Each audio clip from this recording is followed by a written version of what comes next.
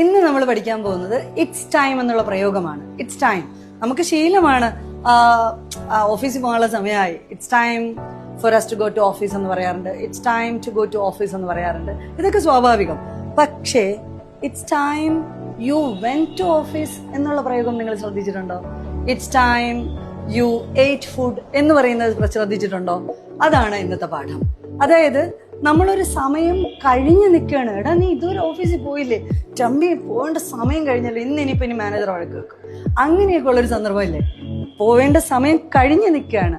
അങ്ങനെ പറയുമ്പോഴാണ് it's time ഇട്ടിട്ട് കഥാപാത്രത്തെ വേണം അടുത്തിടാൻ. ഇറ്റ്സ് ടൈം യു, പിന്നെ second verb, it's time you went to office. ഭക്ഷണം കഴിക്കേണ്ട സമയം കഴിഞ്ഞു, മണി 4 ആയി. അങ്കിലോ it's time you had food ആണ്. മനസ്സിലായോ? അതുപോലെ എടാ നിന്റെ സർജറി കഴിഞ്ഞാ? ഇല്ലടാ, 2 മാസങ്ങൾക്ക് മുമ്പേ ചെയ്യേണ്ടതാണ്, സമയം ഒരുപാട് കഴിഞ്ഞു.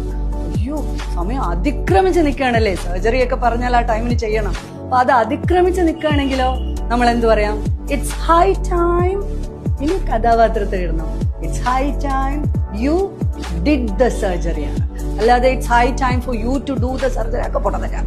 ഓക്കെ, അപ്പോൾ നമ്മൾ ചെയ്യേണ്ട സമയം അതിക്രമിച്ച് നിൽക്കുകയാണെങ്കിൽ ഇറ്റ്സ് ഹൈ ടൈം കഥാപാത്രത്തെ ഇട്ടിട്ട് plus second verb. It's high time you did the surgery. Hope you understood the grammar. Welcome to ഷനൈൻസ് അക്കാഡമി. നിങ്ങൾക്ക് ഇത് വളരെ വ്യക്തമായി സെന്റൻസുകൾ ഒത്തിരി പ്രാക്ടീസ് കിട്ടണമെങ്കിൽ അക്കാഡമിയിൽ ജോയിൻ ചെയ്യാം. നിങ്ങൾ ബേസ് കോഴ്സിനാണ് ജോയിൻ ചെയ്യുന്നതെങ്കിൽ 175 ടോപ്പിക്സ് നിങ്ങളെ കൊണ്ട് സംസാരിപ്പിക്കും.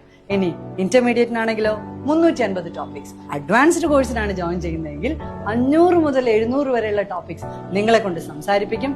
മാത്രമല്ല ലൈവ് ഗ്രാമർ ക്ലാസ് എത്ര വേണോ അറ്റൻഡ് ചെയ്യാം. You welcome. Thank you.